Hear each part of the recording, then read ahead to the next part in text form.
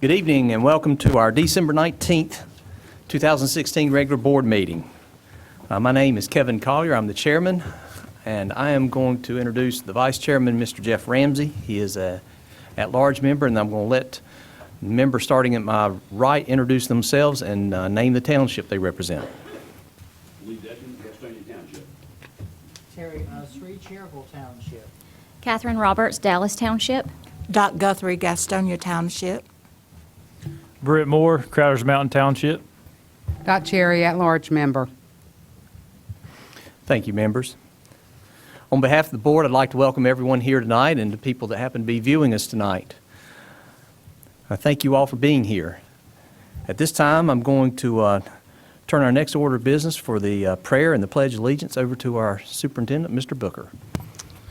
Thank you, Mr. Collier. Let us pray. Dear Lord, you have entrusted us with so many precious lives.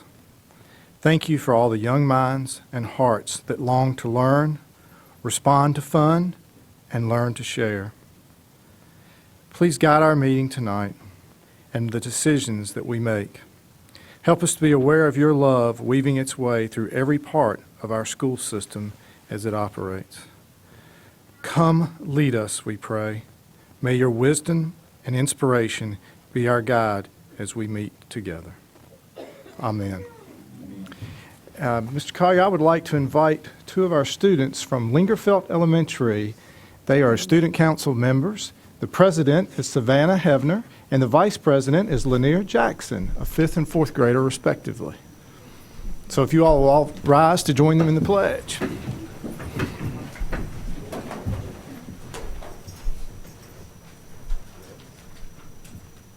Pledge allegiance to the flag of the United States of America and to the republic for which it stands, one nation, under God, indivisible, with liberty and justice for all.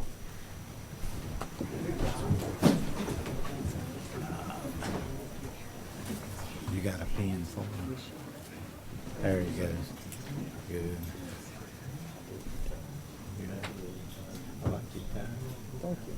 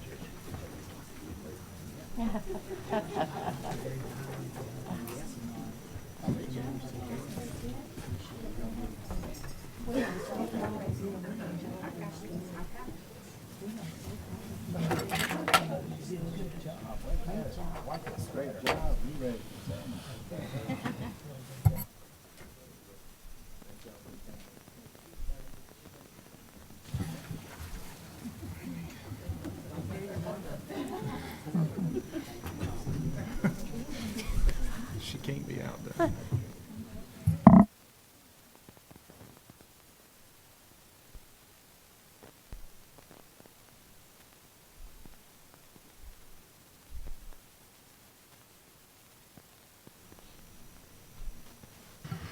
All right, that gets us to item number 5 on our agenda. Mr. Booker, we have lots of it. I'm sorry. See, I'm trying to move along quicker than you guys are ready. Yes. I need a motion to adopt the agenda we have before us. A motion by Ms. Cherry, a second by Mr. Ramsey. Any discussion? With none, all those in favor show by lifting your hand, and that's unanimous. Now we'll move down to item 5. We have lots of good news, but Mr. Booker is going to give us a little bit here tonight. Yes, sir. Thank you. Members of the board, tonight we have several things to recognize, and we're going to start out with one of our outstanding high school seniors. If I could ask Chris Turner to come forward. Chris is a senior at Bessemer City High School, and you all are familiar with the Questbridge Scholarship. We are fortunate that in our past we've had 3 children earn it. Chris is our 4th. He has earned a full scholarship to an Ivy League school, Brown University in Providence, Rhode Island.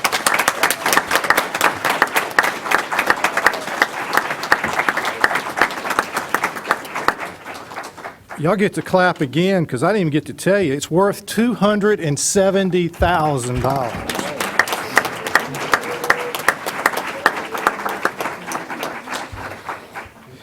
This is out of 15,000 applicants across the country. Chris was selected for this scholarship. To earn it, they must demonstrate not only academic merit, but participation in their school and their community.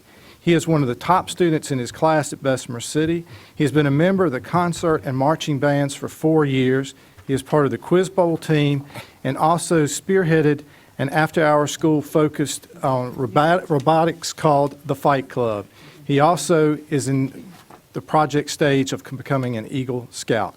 So we wanted to pause tonight and congratulate Chris for all he's done.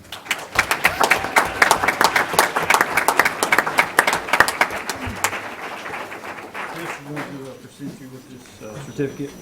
We're very proud of you. We know you're going to go off and do great things.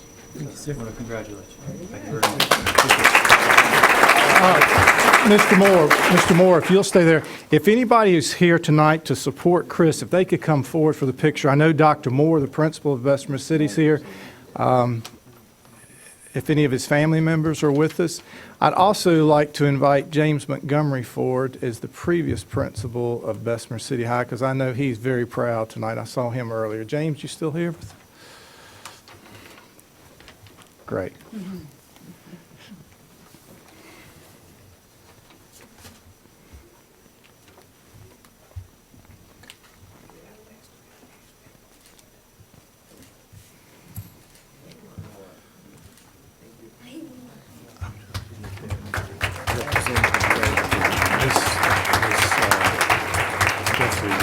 Achievement and Terry. There is nobody that you got to do that one.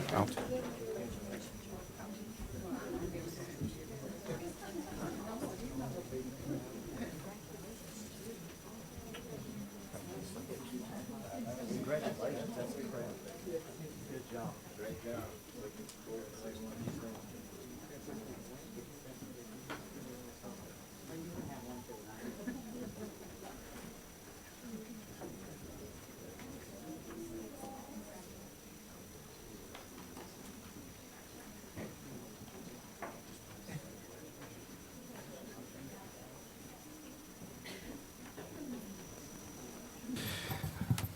Members of the board, we just focused on one individual and their great achievements, and you saw the people who came forward to support him. We had a community event on December 2nd that was incredible for the school district and particularly for one school. We had community volunteers that numbered nearly 30 at Lingerfield Elementary for the Junior Achievement Day. And I'd like to ask Dr. Reverend Hinton, perfect timing, sir.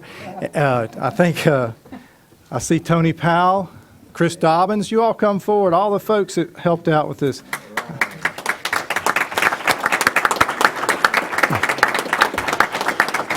Good to see you. Hey, Tony. There are many folks here that are representing what a great day it was. This started with Tabernacle Baptist Church and a vision to reach out to their community and work with the school system in a great way. So volunteers from the church, the Gaston County Department of Health and Human Services, and Junior Achievement presented age-appropriate lessons for every class in the school from pre-kindergarten through 5th grade. In addition, and this was kind of scary for me, but we allowed Chris Dobbins to serve as principal for a little bit. But the only thing that made me comfortable is Dr. Hinton was there to make sure he stayed straight. So it was, but seriously, I know that Ms. Bradley was incredibly appreciative of all that went on, and we got such great feedback from the community and the work that you did. And we wanted to pause tonight and just thank you for showing us what partnerships can be across all of our governmental agencies, as well as with our business partners and then the faith community. So thank you all for doing this. Ms. Guthrie? And I would like to say what an honor and privilege it is for me to have such an opportunity to present you with these plaques, because you have truly reached out into the community to make sure that our children are being prepared for 21st century. Because of you, we know that we can count on the community to help us whenever there is a need. We want you to know that it does take that village to raise a child, and you have truly taken ownership to the village south of us. Let's give them another round. And I'd like to present on behalf of the Gaston County Board of Education. I am happy to present to Gaston Health and Human Services, and outstanding contribution to Lingerfeld Elementary School, to Mr. Chris Dobbins. Thank you, sir.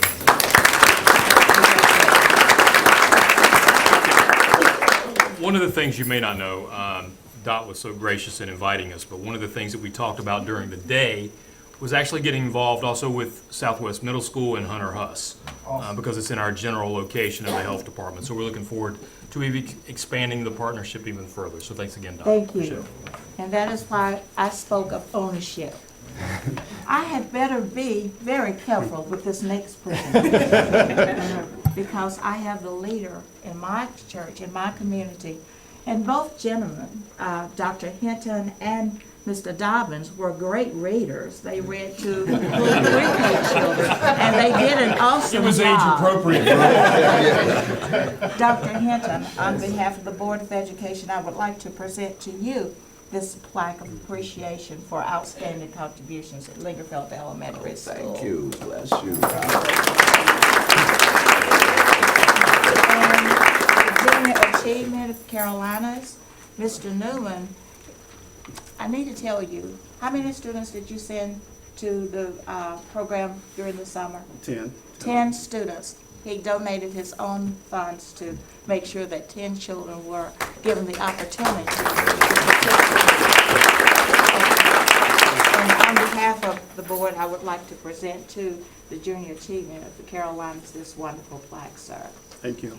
And boys and girls, I want you for just a moment to come over to your principal and let her know that you're very proud of her leadership at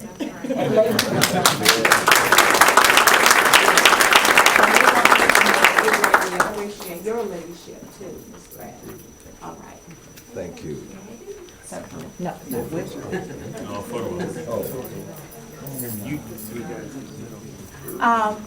Ms. Cherry, Ma'am. you were there. Come Yes, down ma'am. here. So was Mr. Usher. Mr. Usher, I was getting ready. Mr. Usher, come on. You were there. You were not an official at the time, but you are now. I can be principal, you can be an official. Step here for a little bit. You're perfect.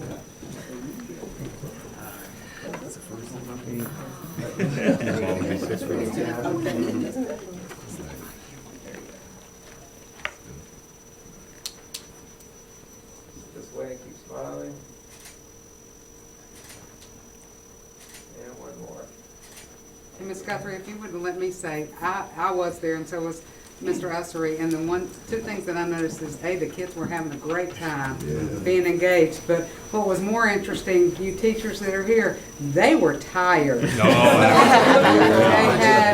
They had a much better appreciation of what you do every day, and they were happily ready to leave at the end of the day. But we do have some strong community advocates now for teachers. Yes, we do. So, thank you again.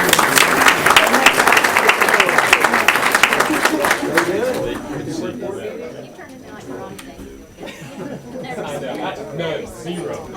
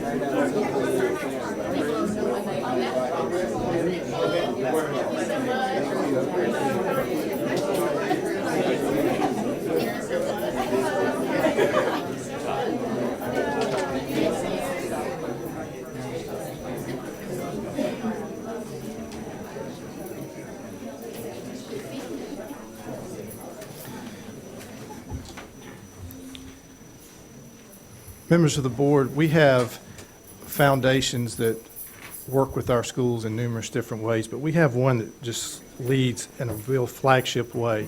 And tonight we would like to recognize the Cherryville High School Education Foundation. They have a number of representatives with them tonight. I see Nan and Susie are here. If all of you all from the foundation would come forward.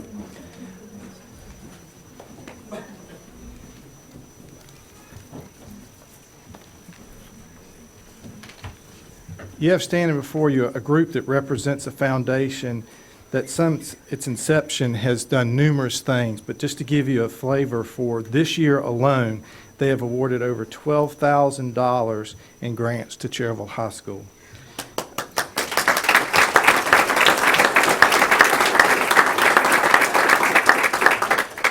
They started by giving each teacher a $100 gift card to purchase supplies for their rooms, but they went on to spread 11 additional grants in the math department, physical science, earth science, as well as doing some updating in the library.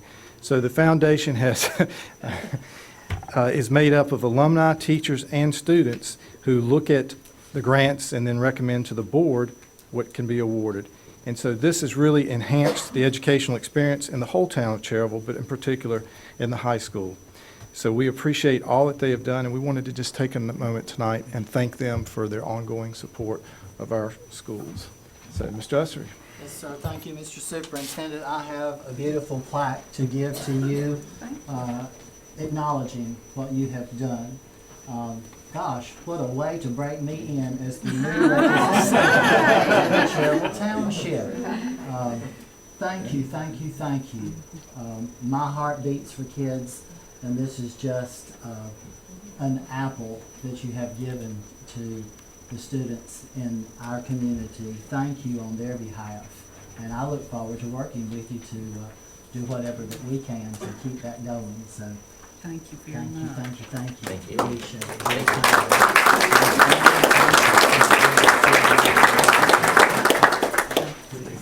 Good to see you. Can I just say one thing? Yes, ma'am. We have been established for about 6 years now. And over that period of time, we have raised over $200,000. And we have given to Cherryville High School over $100,000. And, you know, we appreciate the support of the school board, Mr. Booker, Dr. Bachnight, Mr. Upchurch, and we know we will have your support as well. So Can I thank have a you. new scoreboard? We don't do athletics. No. All academic. Mr. Chair, may I please say something? Yes, Ms. Guthrie. Two things. I would like to commend you and congratulate you on looking at library resources. I think it's just wonderful to make sure that library resources are current and up to date. You know that I'm a librarian. And secondly, realizing the importance of our classroom teachers and offering them a stipend for resources and supplies, I think that's just awesome. Thank you for the ownership there.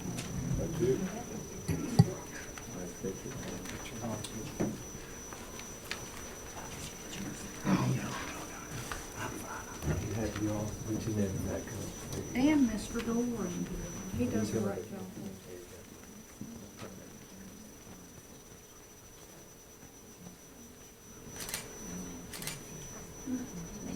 And one more. Thank you. Really appreciate all you do. Really do. Thank you, young lady.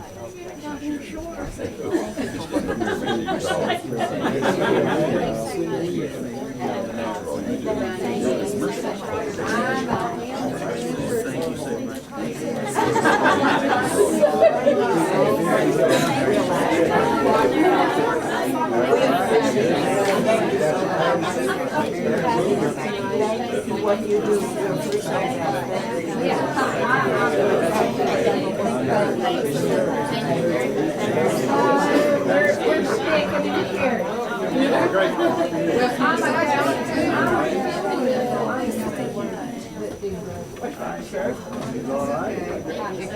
Bend them a little bit.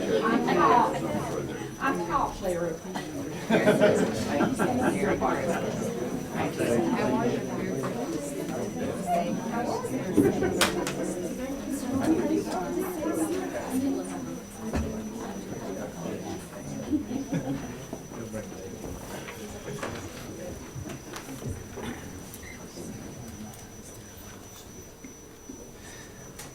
Members of the board, we have recognized outstanding students. We've looked at the community and how they work at us. It's time to recognize great educators.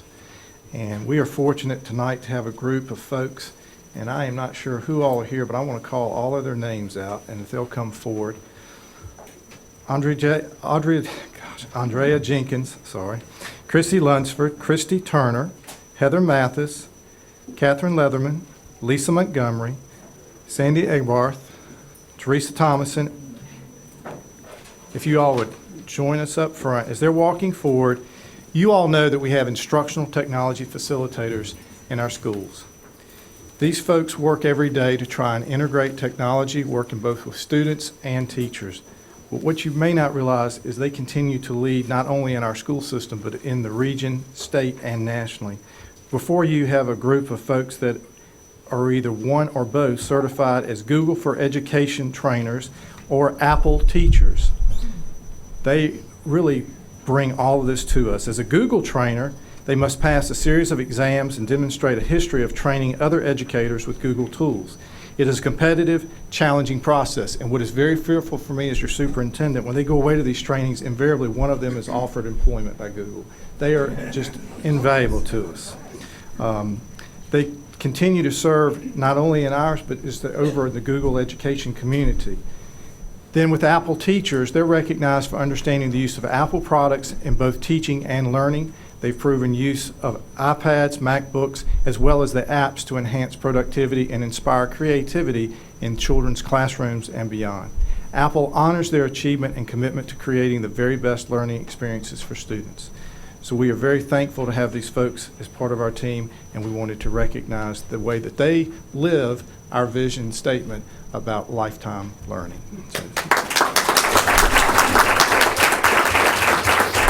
And Mr. Hagens is going to present certificates on my behalf, so I don't come down there because these are a group that are dear to my heart. So, yes, ma'am.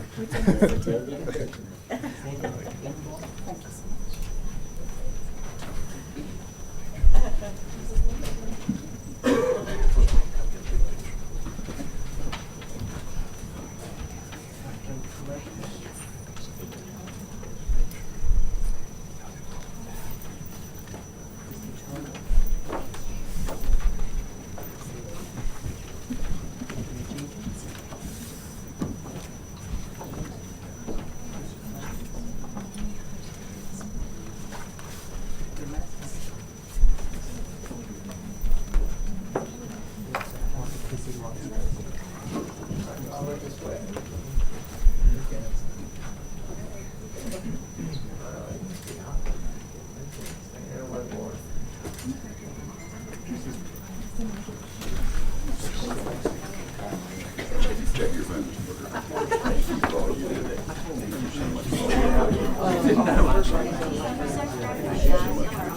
Congratulations to you.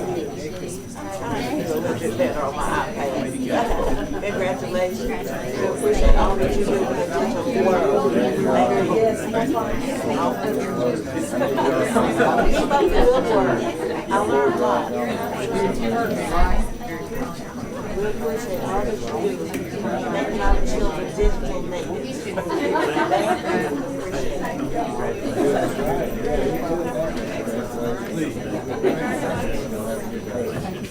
Thank you.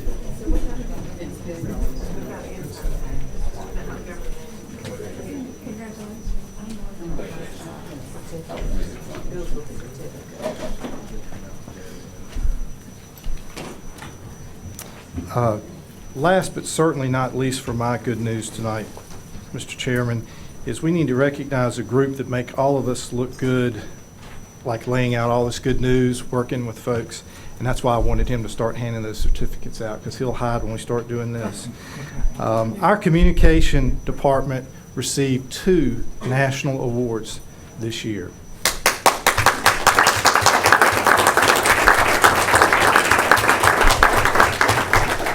First, they were one of 4 districts in the state of North Carolina to be recognized with the National Golden Achievement Award, and that was for the Nickels for Neighbors campaign, which you all know we just did that again this year. And then also they were recognized nationally for a merit award for our report to the community that was published and distributed. Also, as part of the 2016 awards, they received 11 Blue Ribbon State Awards from the North Carolina Public Relations Association related for excellence in writing, video production, photography, digital media engagement, publication, and special events. So tonight we are pleased that you will see the Nickels for Neighbor again, because not only was it a state winner, but it was a national award winner. This is just examples of the quality work that our communications folks do for us every day, and we wanted to pause and recognize them. May I take their picture? You may.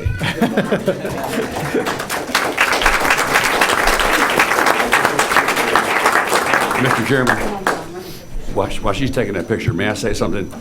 I'd like Todd, Mr. Higgins, I'd like to give this to Mr. Higgins. These are 4 wooden whistles.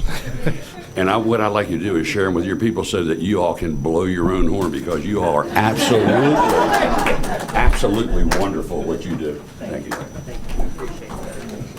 Now, do not say anything if these don't come out very good. Pick up the award so we can show them all. Oh, you got an award.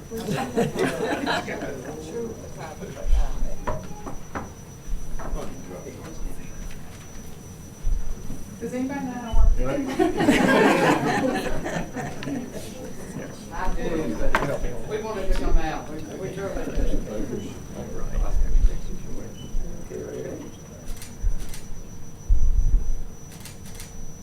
Thank you, Chris. Thank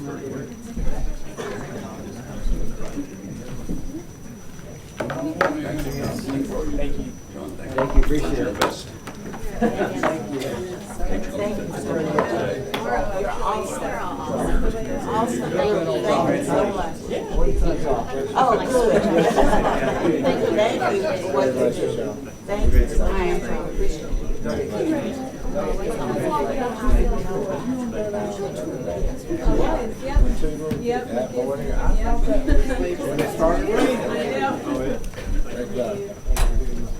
Hollywood's coming for a game show.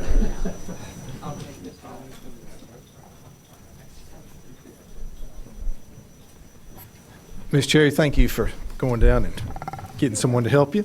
But it is neat to recognize those folks. They do a lot, and everyone in our audience has heard Todd's voice many times, and we hope he won't be saying much this winter as we deal with that. But Mr. Collier, that is the list of good news that I had for us tonight. Thank you, Mr. Booker. Thank you for sharing the good news tonight. I also have 2 items of good news I'd like to share as well. First, we have 2 Board of Education members who recently earned recognition from the North Carolina School Boards Association, Ms. Dot Guthrie and Mr. Lee Dedman. They both received the Certificate of Merit of the Association's Academy for School Boardsmanship program. Their Certificate of Merit honors Mr. Guthrie and Mr. Dedman for achieving 31 to 100 cumulative hours of training that is offered through the Academy of Board Members.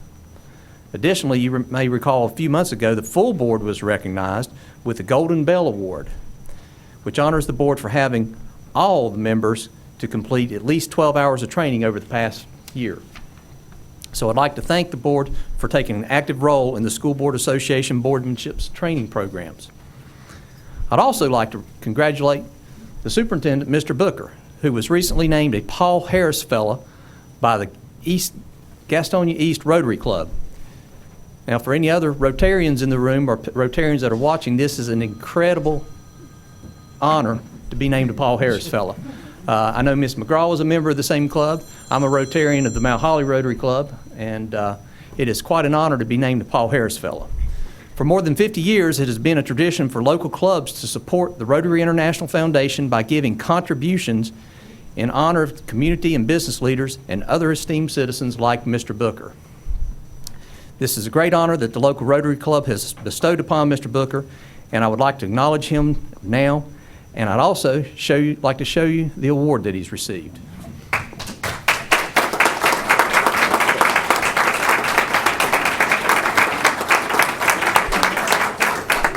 For those that can't see, this is Paul Harris himself, who founded the Rotary Club in Chicago over 100 years ago. And Mr. Booker, that conducts our good news and recognition for this evening.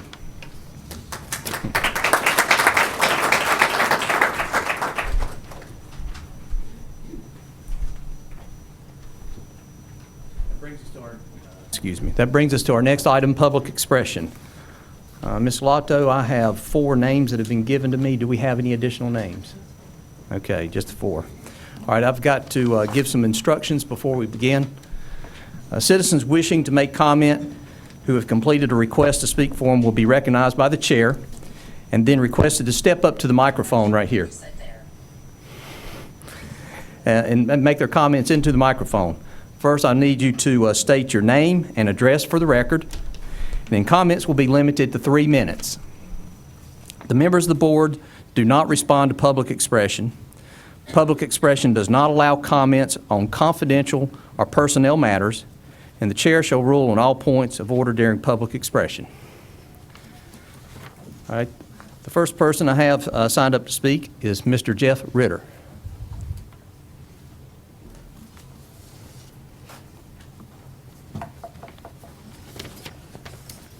How you doing? Jeff Ritter, 204 Tinkham Trail, Cramerton, North Carolina. Thank you very much for having me tonight. I'm here as part of a group from parents of Hawks Nest STEAM Academy. We have a first grader right now at Hawks Nest, and we have a younger daughter who will be attending kindergarten next year. And we have a group of parents that are concerned about the sibling policy or lack of sibling policy right now at Hawks Nest STEAM Academy. Every other successful school that has a magnet program that we've been researching seems to have one of these policies, just about everyone.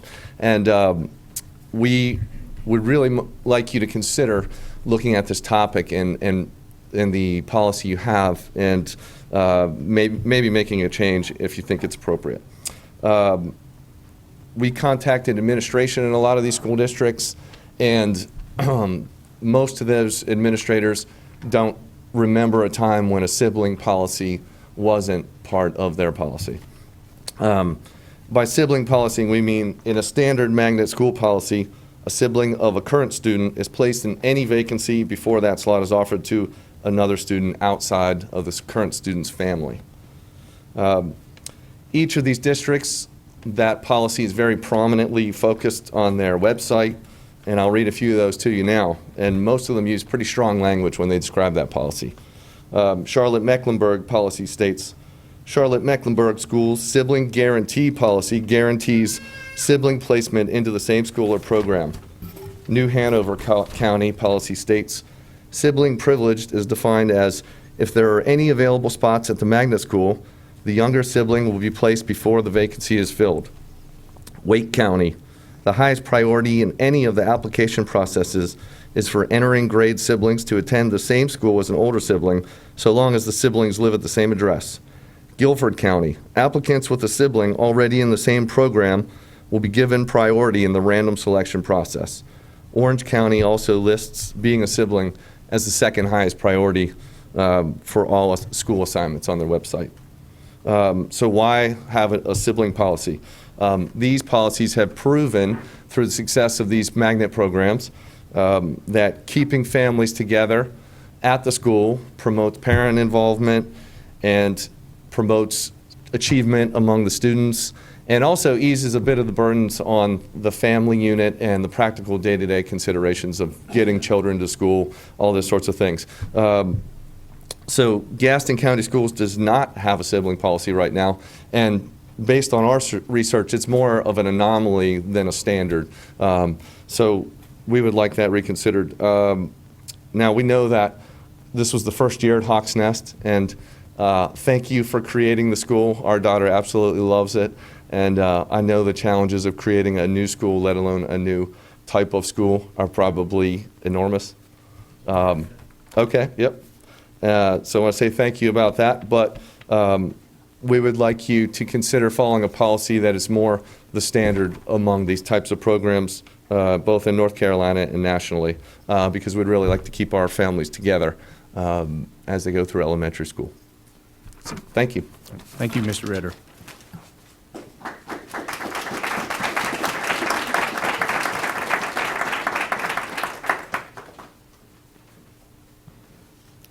All right, the next person is Robert Ferris. Is that correct? Ferris. Ferris. Okay.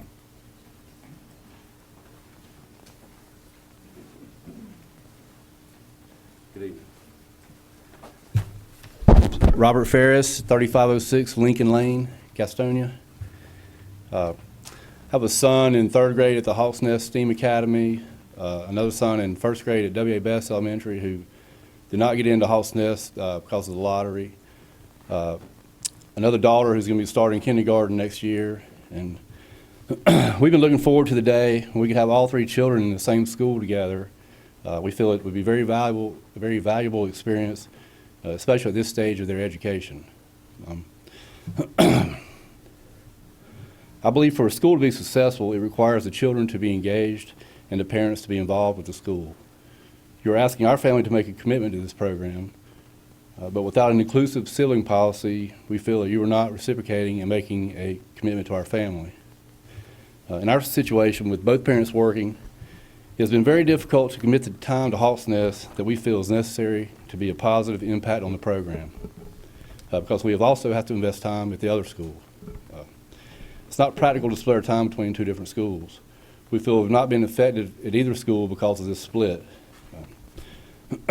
We have received several emails from the PTO and from our son's teacher asking for more volunteers. Several times we have not been able to attend an event or volunteer because of scheduling conflicts between the 2 schools. And we live close to both schools. I can only imagine the difficulty for parents who do not live in close proximity to the school. So I would like to know the reasoning behind the policy of not having a sibling policy, especially when practically all the other magnet schools in the state put such a high priority on this policy. They must feel it adds value to the school and the family experience. Thank you. Thank you, Mr. Ferris.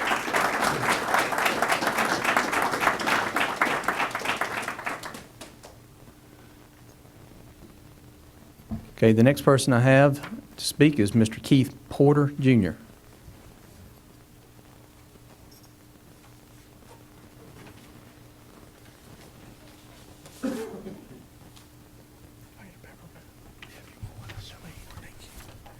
Keith Porter, 1040 Dan Maples Drive, Cramerton, North Carolina. I'm also here to talk about the Hawks Nest STEAM Academy. If you're here to support a siblings policy, would you stand up or raise your hand, please? So there's more than 4 of us. First, I'd just like to tell you a little bit about myself. I'm a proud citizen of the town of Cramerton. Proud father of a 7-year-old boy, Cap Porter, who's a 1st grader at Hawks Nest. First, we really need to congratulate you guys on the successful achievement of having this school and on getting it open. I can't imagine the amount of preparation, the years of planning that have gone into such a great execution of such a great academy. My family has quickly come to love the school because of our kids' excitement and engagement. So if you don't mind, I'd like to brag a little bit and share some of my experience with you so you know what it's like to be a parent of a student at Hawk's Nest. Every morning I drive my son to school, and there's no way I can really adequately express to you the excitement and the anticipation that he feels every morning about what's next to happen at STEAM. Last year we had a great experience at New Hope, but now he's filled with excitement about what's coming every single day, whether it's music class, his travel club, the imagination station, a new science experiment, library time with Mrs. Crook. I mean, he's genuinely excited every single morning. Usually over time, things that are new kind of lose their luster, but we've only picked up momentum and excitement since August, so congratulations to you guys. As we all know, nothing is ever perfect, nothing ever will be. There's always opportunities to take great things and make them greater. Tonight you'll hear from others who are Hawk's Nest parents like me who want to take something that you guys have created that's absolutely great and work with you to make it greater. Currently there is no siblings policy at Hawk's Nest. Tonight people are going to talk about policy precedents, if you heard Jeff Ritter, throughout the state and throughout the nation as they relate to magnet schools. We're going to discuss with you how the impacts of the family are impacted and the total school family unit. We're going to discuss with you the practicality of the current policy, several barriers to entry into the STEAM Academy, as well as the choices and challenges these policies create for us every day as parents. We're going to discuss the current policy, how it will reduce diversity at the school over time, and hopefully others will be able to talk a little bit more about the impact of the policy in terms of fairness and equity of the Gaston County families. We're all here tonight as advocates of Hawk's Nest STEAM Academy. We want the same things that the school board wants. A tremendously successful Hawk's Nest STEAM Academy where students are able to come be challenged and learn and blossom. Mr. Porter, if you At could this wrap it up, vulnerable please. age, these children are only able to do so with the undivided dedication and support of their families. Let's keep our families together. Thank you. Thank you.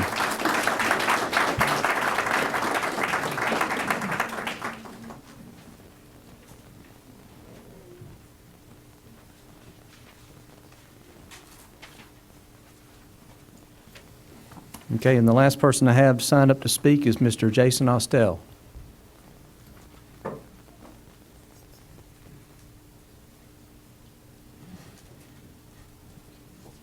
Good evening, everyone.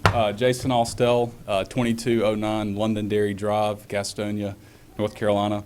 I just want to echo what has already been stated by many of the parents at our school. You can obviously see we have much support in favor of looking at a policy that would offer the ability for siblings to be engaged in an activity that our current siblings are already part of.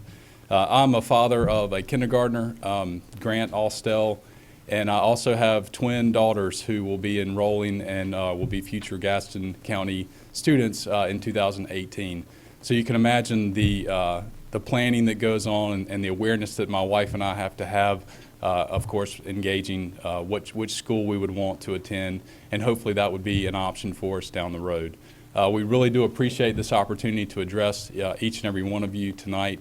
Hopefully our comments have engaged you to consider this offering, and we would ask that you would, make a formal request that you would put this on your agenda to at least take some consideration, and we appreciate, again, your time and support. And I'll echo Keith. Dr. Payne is doing a phenomenal job. The teachers there really engage the children. My son comes home every day just full of joy. Obviously, kindergarten's a little different than most grades, but it's just a wonderful experience, and we want that for everyone. We know that there's limitations to that, but we feel that it would help keep our family together and also allow us to strongly support one institution within this community and make this a better place. So thank you for your time. Thank you.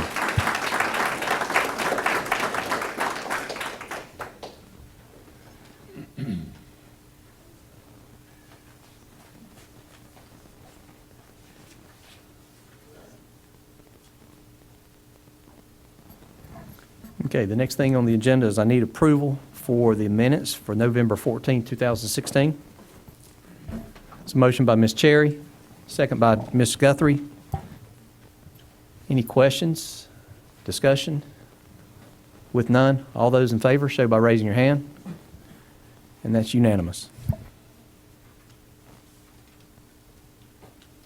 Brings us to item 8, a classroom moment. Dr. Balknight.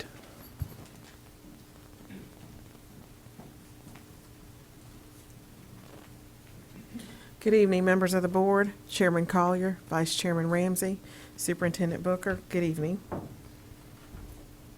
Tonight I have with me students from Ashbrook High School and one of our great classroom teachers, and I'm going to invite Dr. Smith up to introduce our group this afternoon. Thank you. Every day in Gaston County Schools, our English as Second Language department works with students from many different countries in every school. Ashbrook High School, as our high school that has the largest population of English learners, represents over 18 countries in one classroom. So it is my privilege and opportunity to not only recognize our English as Second Language coordinator, Anna Burrito Matthews, but also Mrs. Lisa Neisler, who is going to share with us some of the wonderful instructional strategies that she uses in her classroom every day. Ladies.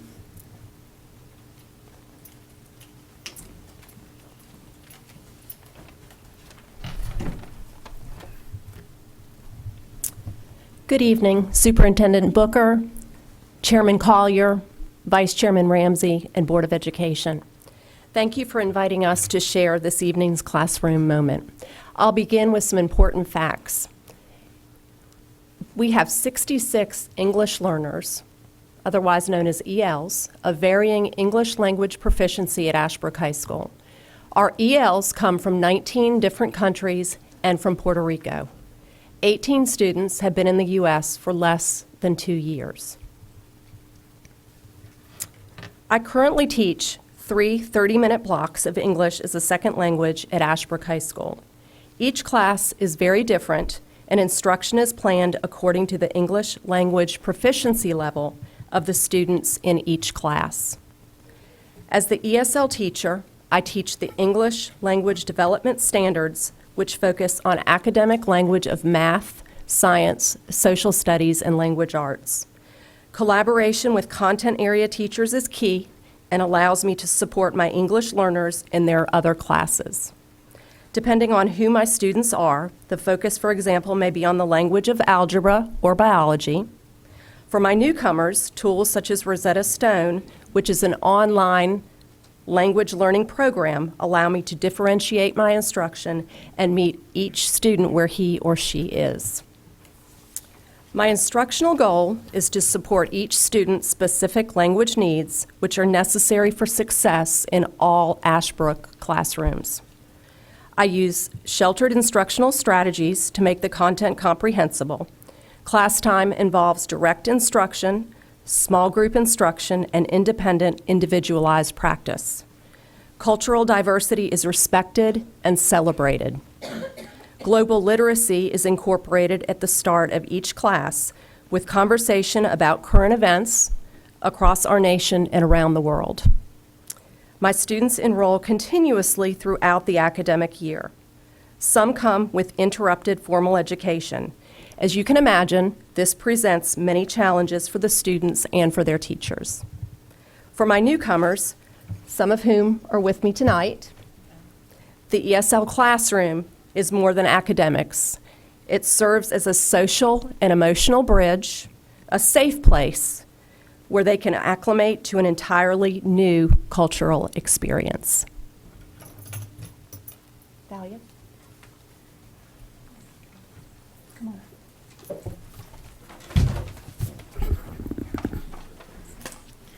Good evening. My name is Talia and I'm from Cuba. We are a student from Ashbrook High School and we are here to share our experience with you guys. Thank you. Hello, my name is Ulises. I am from Guatemala. ESL class it's a place where I can practice reading, writing, and speaking English. Thank you. Good evening. My name is Vanessa and I am from El Salvador. ESL class has helped me to be prepared for Gaston College next year. Thank you. Good evening, everyone. My name is Emily. I'm from Ecuador, and ESL class has increased my vocabulary so I can communicate better with other people. Good evening. My name is Fatima. I am from Mexico. Mrs. Nicer class has given me confidence.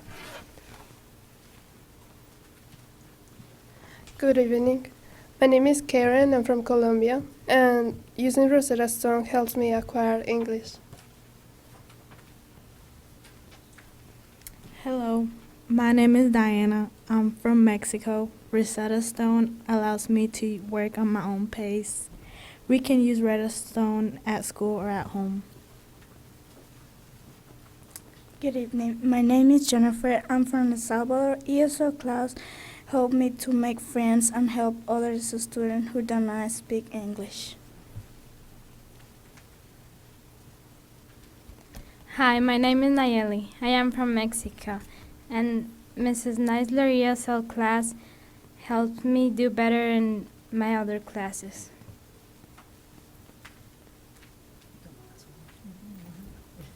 Good evening, everyone.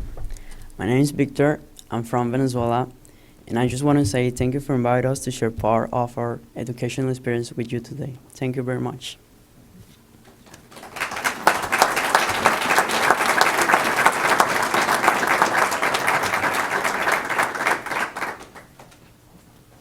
Do you have any questions for this group? Questions or comments? Ms. Guthrie? I only have comments, and I want you to know it's true, the world is a melting pot. Young people, I am so proud of you. I heard you present tonight in appreciation for the education that you're getting at Ashbrook High School and for the relationship that you're building with your teacher in the classroom. I heard cross-curricular success in the classroom. Your class allowed you or afforded you the opportunity to do well in other classes. I heard confidence building. I heard English proficiency. I heard just building better peer relationships. You're awesome. Thank you very much, and we appreciate you.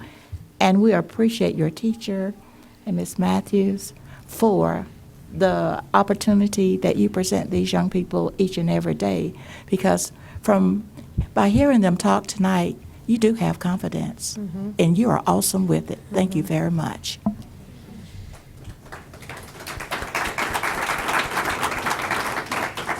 Ms. Cherry?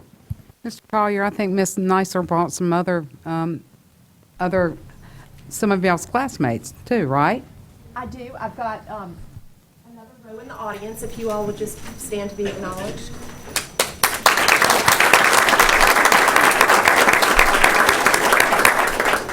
Thank you. And thank y'all for coming.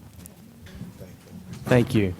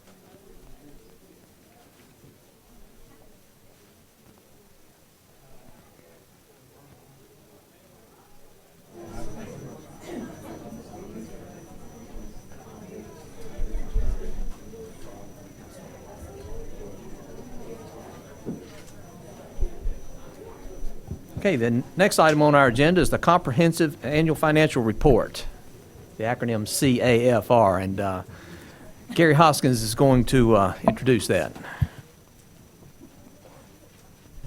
Thank you, Chairman Collier, Vice Chairman Ramsey, members of the board, Superintendent Booker. I'm happy to present the 2016 Comprehensive Annual Financial Report. As Chairman Collier said, we call it the CAFR. We do this every year end, obviously. Our year end was June 30th, 2016. And as part of preparing the financial reports, we have an audit from our auditors at Anderson, Smith & Wyke, and Vince Quinn is our audit partner in this. He has been doing audits in Gaston County schools for probably close to 20 years now.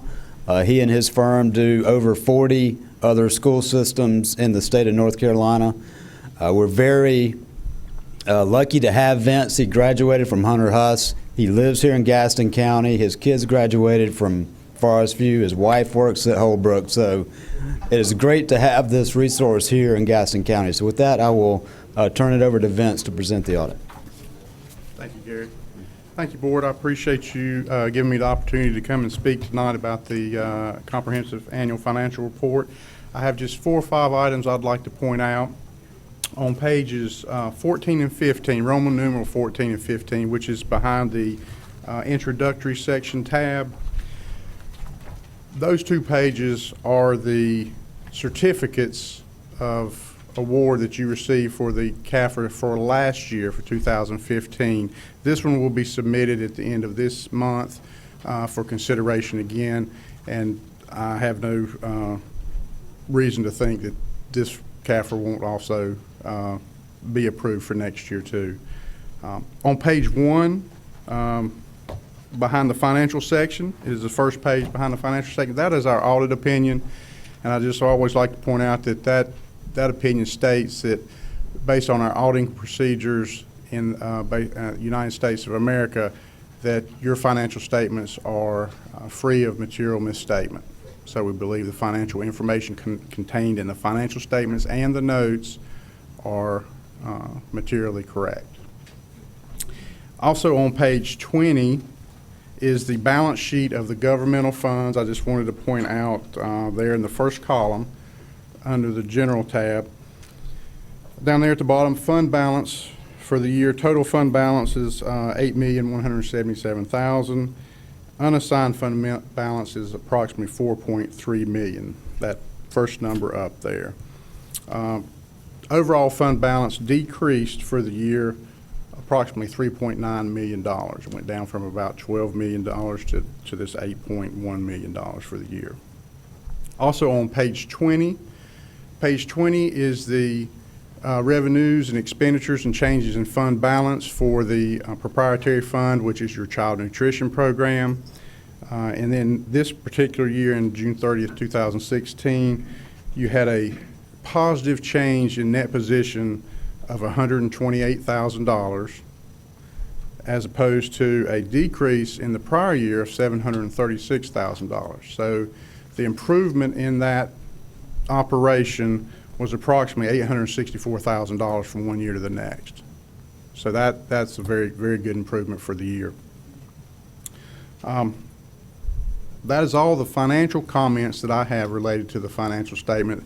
There is a lot of good information in the statistical section that's put together by the school system, and I would like to thank Gary's staff and all the preparation they do for me that makes my job so much easier when I come and do the audit.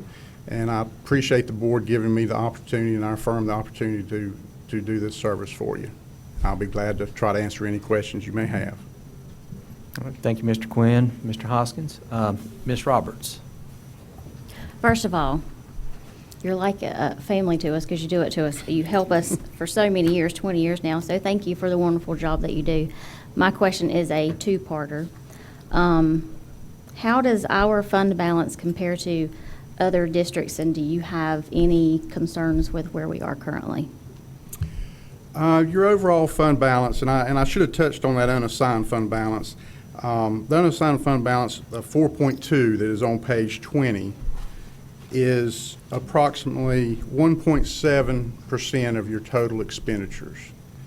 Last year, that same number was 6.3 million, which equated to 2.54% of your total expenditures. So that number decreased over the year, which you would think, since your overall fund balance decreased by approximately 4 million, you would think that unassigned number would go down too. The concern, that number is probably consistent with some of the other systems your size, somewhere probably in the middle, that 1.7%. The only concern that I would have is if you have, and I'll give an example that happened to y'all several years ago, there was some issues with some of the stadiums in the high school stadiums, and it took approximately 4.5, 4.8, I don't know remember the exact number, but somewhere in that ballpark of expenditures to fix those stadiums. If you hadn't had that fund balance to spend, you would have had to go back to the county to ask for those additional funds at that time. And now, if you had an item that was 4.5 this year, you only have 4.2 in your fund balance. So, in my comments, I would say it's always better to have more than less, but I know there's always competing forces to try to keep that number in check also. But we are consistent with other systems our size. Yes, I don't think you're terribly low or in the high. You're probably right there in the middle. Well, in the best of times, where, if it was a perfect scenario, which it's not, where should, where's a good place to be?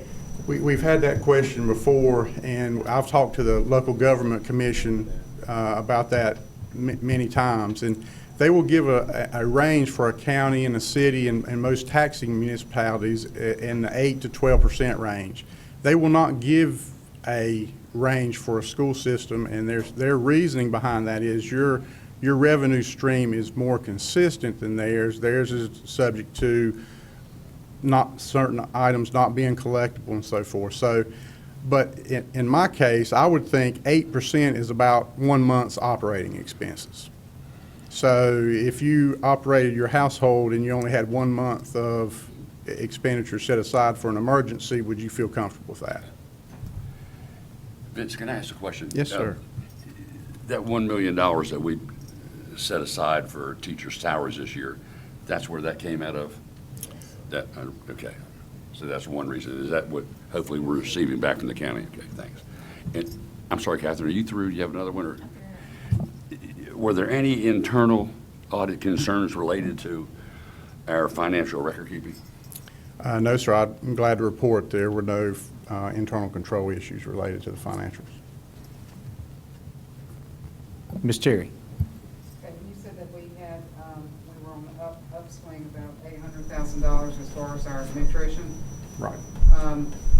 Are we in much better shape than other counties, or are we running consistent with them as well? You know, Not that I'm comparing, because we're better. It has gotten consistently harder in the past few years with some of the new guidelines that have come down from the federal government to make that a positive program. So I would think as long as you're able to make that and keep that at a break even, that's where you would want to be. some of those new items related to the food service programs have made the meals more nutritional according to the guidelines, but it's also contributed to, I think, a little bit more waste, and we hear that all across the state where there's more food being thrown away than in the past.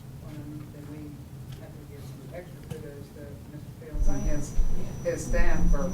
It was an excellent turnaround. You very seldom see a, you know, $800,000, $900,000 turnaround in a program in a year's time. That is great. Okay. Thank you. Board, this is an action item, so I'll need a motion to accept this annual report from Mr. Quinn. I'll make that Motion by motion, sir. Mr. Dedman, second by Mr. Ramsey. Are there any other questions or comments? If none, I do have one question. Mr. I'd Dedman. really like to see this before a little earlier next year if there's any possibility of doing that. It's real difficult to get something at such a late date and get through there. And maybe we had it and I didn't know it. No. Well, I think it only probably got back from the printer. I got mine Friday completed, so. Well, we got it pretty quick then, didn't we? It was Friday. That's my only comment, sir. Good point, Mr. Dedman. With no other comments or questions, all those in favor show by raising your hand. And that's unanimous. Good job, sir. I'll Thank have a candy cane ready. Thank you, Mr. Quinn. Mr. Hoskins? Thanks.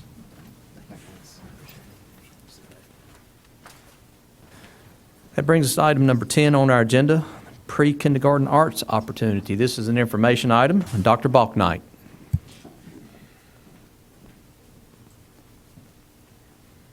Good evening. I invite Dr. Smith to the podium. Dr. Smith is our Executive Director of Federal Programs. She was with us earlier for a classroom moment. She also will present with our new pre-K director information about a potential arts program in our schools.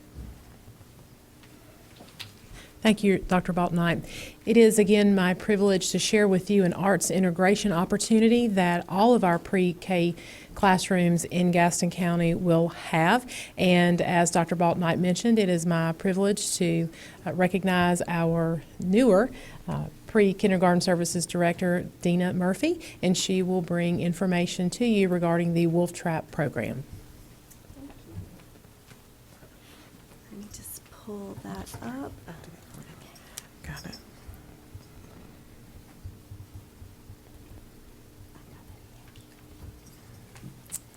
Good evening, Chairman Collier, Vice Chairman Ramsey, Superintendent Booker, and members of the board. It's my pleasure to be here with you this evening, and I'm privileged to share with you a new collaboration between the Gaston County Pre-Kindergarten Program and the Gaston Arts Council. This program is called Wolf Trap, the Institute for Early Learning Through the Arts. Yes, that is a bit of an unusual name. Let me tell you where that comes from. Wolf Trap is a performing arts-based professional development partnership based out of the Wolf Trap National Park for the Performing Arts in Vienna, Virginia. The Wolf Trap Institute has 17 national affiliates located throughout the country. It's based on the evidence that integrating arts instruction in the areas of music, movement, drama, dance, and storytelling with curriculum goals boosts academic learning, especially in the areas of math and language and literacy, and especially for children who are shy, have never been to school, and who are English language learners. Teachers will take part in a full-day professional development experience, and then they are paired with an artist in the local community. The artist visits the classroom twice per week, leading lessons with arts integration based on the teacher's curriculum and lesson plans. Eventually, the classroom teacher takes over the lessons with the artist's support. There are 16 total sessions which culminate in a family night event. The biggest benefit for children is that this program builds upon the active and multimodal nature of children's development, which, as we know, is the best way they learn. Teachers benefit from gaining a better understanding of the role that performing arts play in a child's development. He or she also finds expanded ways to make the curriculum come alive for young children. For example, if your literacy goal is comprehension of books and stories, using drama and storytelling can boost comprehension. This chart shows the schools that will participate in the 2016-2017 school year, and then our 3-year phase-in, so that all of our public pre-kindergarten sites will eventually take part in the program. I'll give you a moment to look over that list. And one of the best things about this partnership is it's very exciting that we're working with a community partner, the Gaston Arts Council, to help make it available to our children. And as you can see from the slide, this year it is a 50-50 partnership, with the Arts Council paying for 5 classrooms and the Gaston County Pre-K program paying for 5. And I've invited 2 guests here tonight that I would like to have stand and introduce you to. Catherine Bentley is the North Carolina Wolf Trap Program Coordinator, and Kim George is the President, CEO of the Gaston Arts Council. We would like to thank you for your partnership and welcome you on board with us.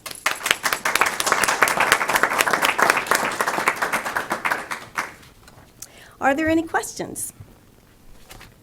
Questions or comments? Ms. Guthrie? I don't have a question, but I do have a comment. I think that this is a wonderful way. We want our children to develop a greater appreciation for visual literacy.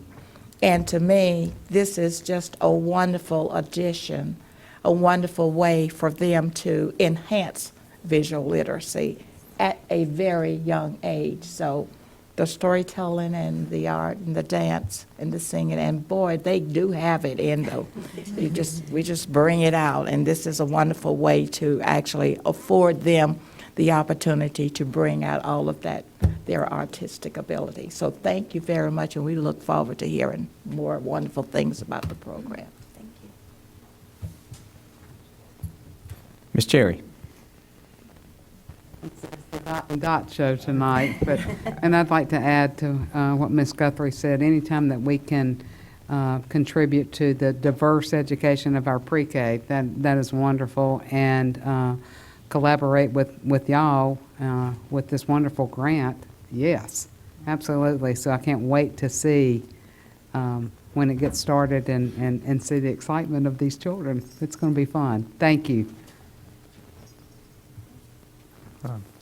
I got to meet Miss Kim George in Mount Holly when Gaston Spin was over doing their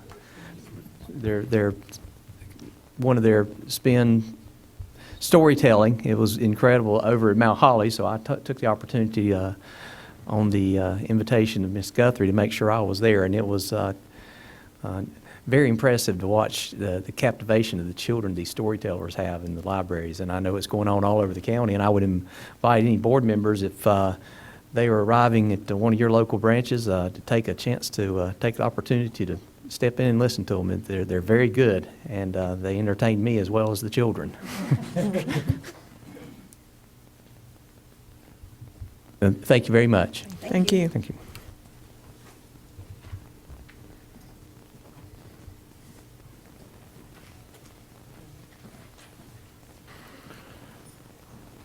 All right, the next item on our agenda is the grant opportunity. This is an action item. Dr. Balknight. Good evening, Chairman Collier, Vice Chair Ramsey, Superintendent Booker, and board members.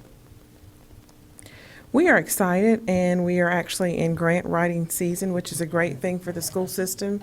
As you heard about our financial resources at this time, we're always looking for other opportunities to provide great resources for our students. So I'll share with you briefly a grant that we're in the process of applying for. It's called Upward Bound. Many of you may have already heard of that program. It would be a partnership with Gaston College for $257,000 a year over a 4-year period. So we would get $257,000 per year, and then we would receive that for 4 years. So this grant would serve Hunter Huss High School and Bessemer City High School, and this grant is a focus on increasing the number of students that attend college, as we saw the young man that received the great scholarship from Bessemer City High School. So we would like to increase the number of students that get those experiences and opportunities. And so they would do things like visit colleges while they're in high school, help with their college applications, expose them to other opportunities that would put them in a better position for scholarships, and other things with post-secondary enrollment and completion. We would track them through college to make sure that they're being successful as well if they participate in the program. And that's my brief summary of our grant opportunity that we're applying for. It's always exciting to apply for a grant, but we're hopeful that we'll receive it. Typically, when we write a grant, we look to see where we fall as far as the number of points that we are eligible to get. So we think that we have a very good chance of receiving this grant, and are very hopeful for Hunter High students and Bessemer City High School students as well. Any questions at this Okay, time? questions or comments? Ms. Guthrie? This time I have a question. Dr. Balknight, would the school counselors or the CT folk track and work with this grant? Yes, ma'am. Our high school counselors are very heavily involved in college enrollment. We keep informal data now, but this would be a more formalized process for these students to make sure that they have the support they need as they transition to college. Thank you. All right, this is an action item. I'll go ahead and get a motion in a second. Motion by Mr. Ramsey, second by Mr. Moore. Any other questions or comments? With none, if you will support the action by showing raising your hand. And that's unanimous. Okay, thank you, Dr. Balknight. Thank you.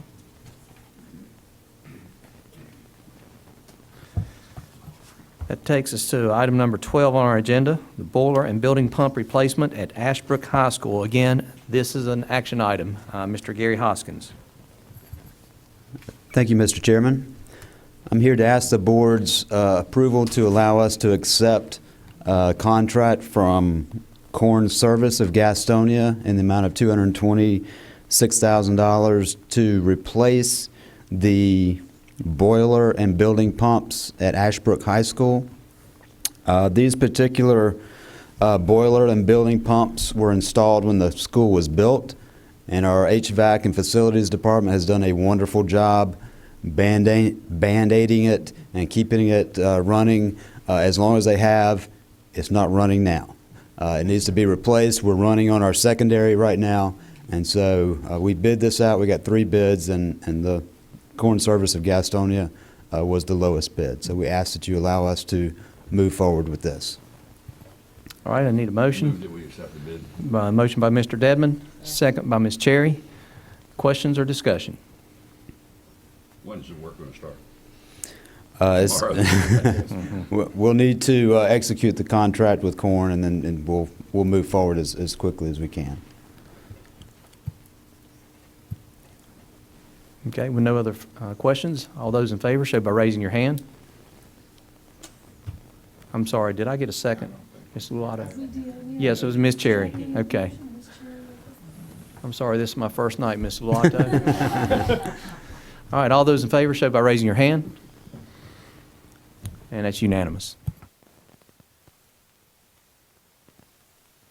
The next item is number 13, the consent agenda. I'll need a motion to approve the consent agenda.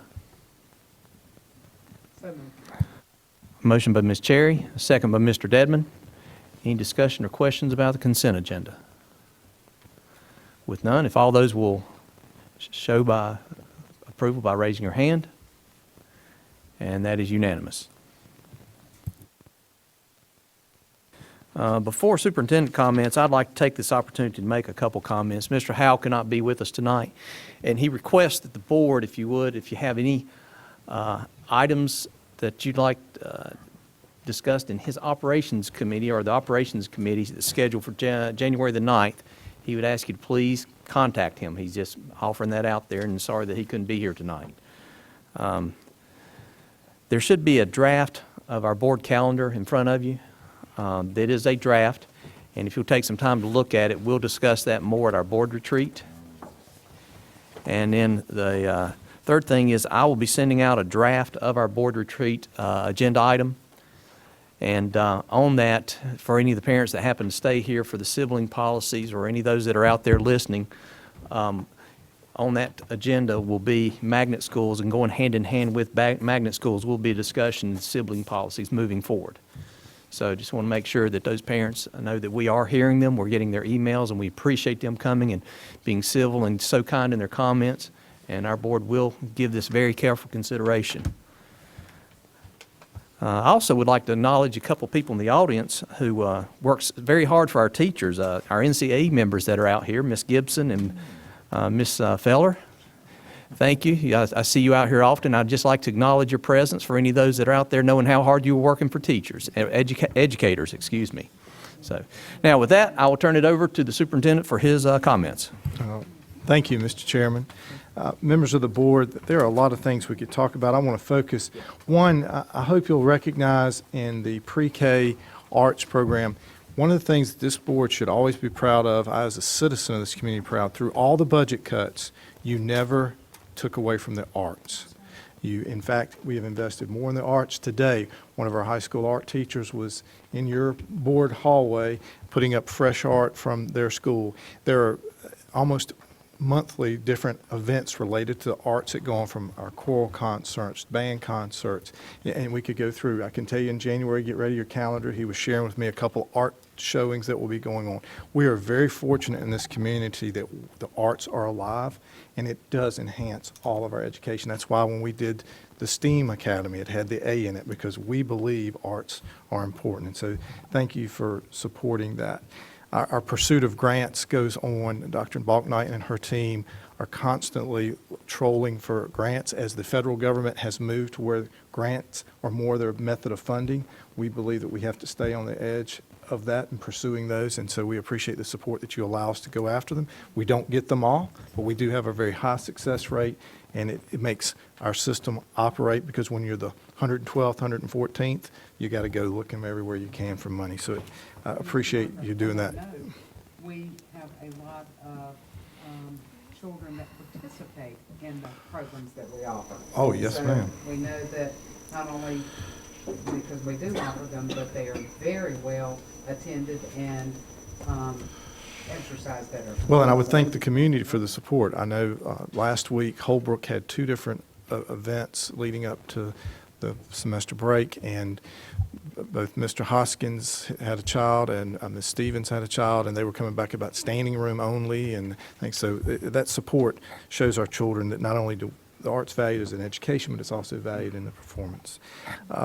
We will be this week traveling to Eastern North Carolina for this year's Nichols for Neighbors, and I just wanted to update you that our grand total was just short of $22,000 raised. And this is truly kids bringing nickels, and some of you all participated in helping us collect those. And so we will be visiting Edgecombe, Lenoir, Robeson, and Wayne counties to present them with official checks with the money on behalf of our students. And that will be a great honor to do that. Also, over the last 2 weeks, I have met with 6 different focus groups, 3 in elementary and 3 in middle school, to start talking to students and just listening to them and hearing about their classrooms and their opinion of their schools and just overall operation. And you would be pleased to hear the engagement of these children all the way from kindergarten to 8th grade. So you get some diverse views in listening to that, but it is great to hear their feedback and to know the health of our schools in the eyes of our students. Also, if you didn't see it, we had a great Saturday in Gaston County. For those of us who were able to go to Winston-Salem on the Wake Forest campus, our own South Point High School was successful in the 3A championship, and so we want to be sure to congratulate them. Some of us that sat outside. This is the 5th state championship for the South Point community, so it is great to have a successful program. But I will tell you, I was there with Rodney Shotwell, who is the superintendent that is the president of the High School Athletic Association, and his comment was the class of the organization and how last year they'd been there and he'd seen that, and then he saw this year and just the way they carried themselves. And I'm sure Coach Lineberger would say, we know how to win and we know how to lose, and we do winning a lot better than losing. So we were glad to be a part of that. So Also want to remind everybody that our winter break does begin with the closing of schools tomorrow afternoon. So Wednesday will be the closing of school locations. Central office locations will be open and supporting our public in that way, but the school locations will not be. Holidays for employees officially are December 23rd, 26th, 27th, and January 2nd. And on Tuesday, January 3rd, all students, teachers, and staff will return to school. And as we talk about going into the break, I really would like to thank all of our schools for the various projects that have gone. Nichols for Neighbors is just one example. One of the middle schools I was visiting had collected clothing to send to Eastern North Carolina. But numerous fundraisers and collections going. You heard about in one of the schools, children adopting an angel out of a career and technical education program and then wanting to go back and adopt another one. I could list from each of our schools great things that they do just to be a part of the community and really witness to our community what it means to be caring and giving. And it is just impressive when you remember what our district is made up of and to see that they give so graciously with all they do. So this is my opportunity to wish everyone in our community happy holidays, a very Merry Christmas, and a Happy New Year to everyone, because when we come back 2017, we have lofty goals for this district, and we'll be charging ahead to be successful with those goals. And with that, sir, I would ask for a brief closed session for some personnel items. Okay, I need a motion to go into closed session under the reasons of North Carolina General Statute 143-318.11, paragraph A6 for personnel. Motion by Ms. Guthrie, second by Mr. Ramsey. All those in favor, show by raising your hand. And it's unanimous. In closed session.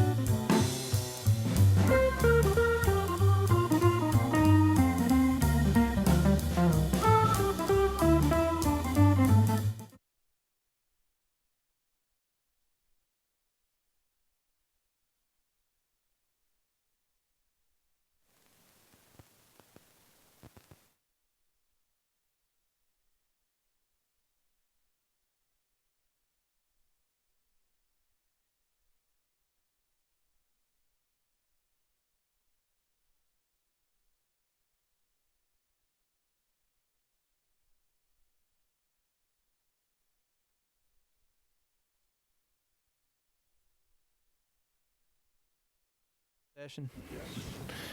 Okay. Coming out of closed session, Mr. Booker, we have some business.